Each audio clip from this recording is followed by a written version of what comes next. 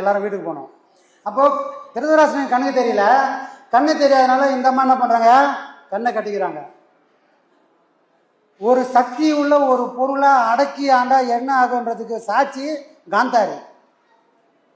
அப்போ துரியோதனை எல்லாமே போயிடுச்சு. அவன் யாரெல்லாம் நம்பி இருந்தானோ எல்லாரும் செத்து போயிட்டான். இவன் தனி மரமா நிற்கிறான். இப்போ இவனை காப்பாற்ற ஆள் இல்லை. அப்போ அவங்க அம்மா கிட்ட போய் கேட்குறான். அவங்க அம்மா சொல்றாங்க, எல்லாரும் போயிட்டாங்கடா, உன்னையாவது நான் காப்பாற்றி ஆகணும். எந்த புலனை அடக்கி வச்சு, அதான் புலன் அடக்கம் பண்ணுறது தவத்துக்கு சமம். அப்போ இந்த கண்ணு தான் உலகத்தில் வேற எல்லாத்தையும் கொண்டு வருது. அவ்வளோ பெரிய ஆற்றல் உள்ள இந்த பார்வையை அந்த அம்மா மறைச்சி வருஷ கணக்காக இருந்ததுனால, நீ போய் குளிச்சுட்டு வா, நீ பிறந்த மேனே என் முன்னாடி வந்து நில்லு, என் கட்டை வைக்கும்போது நீ எதிரில் நிற்கணும். என் கட்டை வைத்தா என்ன ஆகும், இவ்வளோ நாளாக நான் அடக்கி வச்சிருந்த அந்த சக்தி உன் உடலை வஜ்ரமா ஆக்கக்கூடிய சக்தி அதுக்கு உண்டுப்பா. எது அடக்கப்பட்ட ஒரு உறுப்புக்கே அவ்வளோ சக்தி இருக்குது. அதுக்கு சாட்சி காந்தாரு.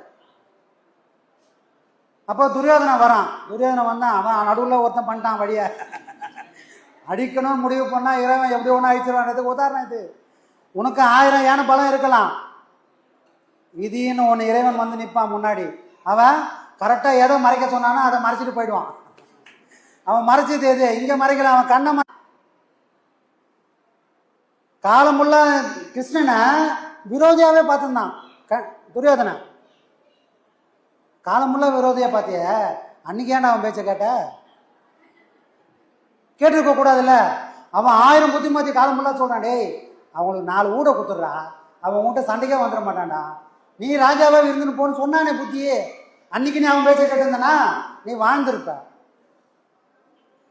கிருஷ்ணனையே கட்டி பாதாள சிறையில் போடுறான். அப்போ அவன் விஸ்வரூபத்தை காட்டுறான். டேய், நீ நினைக்கிற மாதிரி ஆள் இல்லைடா, நான் யாரும் காட்டுறேன்னு அவன் காட்டுறான். அன்னைக்காவது உனக்கு புத்தி வந்து அவன் சொல்றதை நீ கேட்டுக்கணும்ல.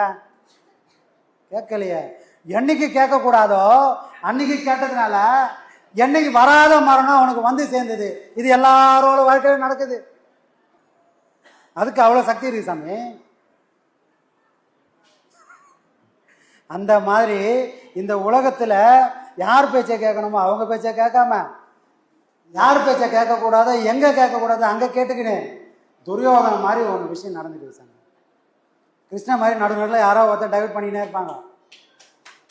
காலம்ன்றது ஏதோ புராண இதிகாசம் இல்லை, நம்ம வாழ்க்கைக்காக சொல்லி வச்ச பாடம். அதெல்லாம் அது ஏதோ கதைகள் இல்லை. நம்ம போய் அந்த ஆராய்ச்சி பண்ண வேண்டியதில்லை. அதெல்லாம் நடந்துதா நடக்கலையான ஆராய்ச்சியே வேண்டாம். அங்கே இருந்து என் வாழ்க்கைக்கு நான் என்ன எடுத்துக்க போகிறேன், அதை எடுத்துக்கினா நாம் புத்திசாலி, அதை எடுக்க தவறுனா நாம் மடை.